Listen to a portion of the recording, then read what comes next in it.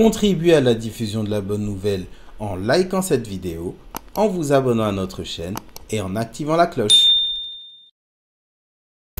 There's going to be fear. There's going to be things you're afraid of. And I'm just going to make this one really simple. Turn your fear into dua. Turn your anxieties into dua. Meaning, I'm scared of something. I'm terrified that XYZ is going to happen. Everyone has fears, right? Now, how do we typically deal with fear? What we typically do with fear is we feed it. How do we feed fear? By just thinking about it. And then all these scenarios come, right? I'm afraid of something happening to someone I love.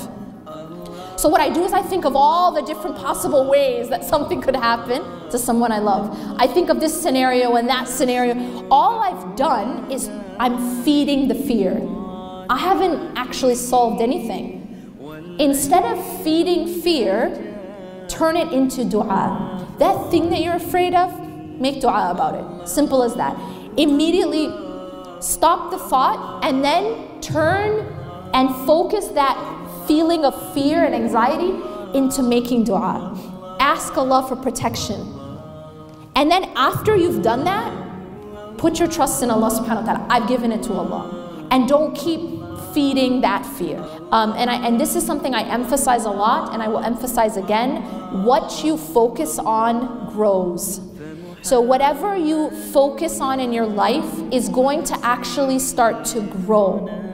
And when it grows, it starts to become bigger, and it also starts to surround you. When Musa alayhi salam is standing in front of the Red Sea, right?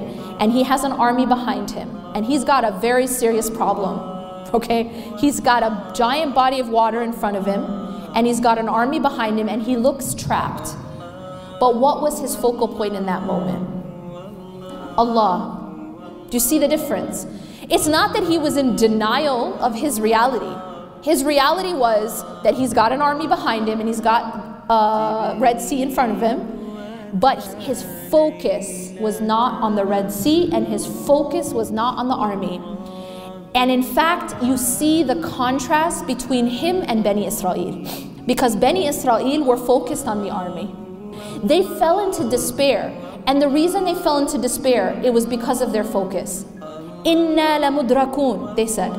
And then Allah tells us what Musa alayhi salam says. Qala kalla, you see like a complete contrast.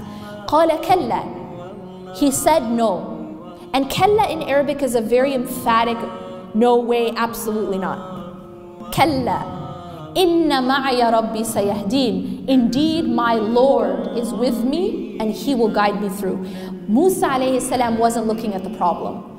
He's aware of the problem, but his focus wasn't the problem. His focus was Allah. Do you see the difference? His focus was Allah, and he said, Inna ma'aya rabbi sayahdeen. Indeed, my Lord is with me and He will guide me through this. So no matter how dark it gets outside, or no matter how much we feel like things are closing in on us, if our focal point is Allah, then we don't feel despair. It's because you know, just like Musa alayhi salam knew that Allah was with him. And if Allah is with you, it means what? He'll get you through. And that was the yaqeen and the tawakkul and the trust of Musa alayhi salam. But believe me, it cannot happen unless you have the right focus.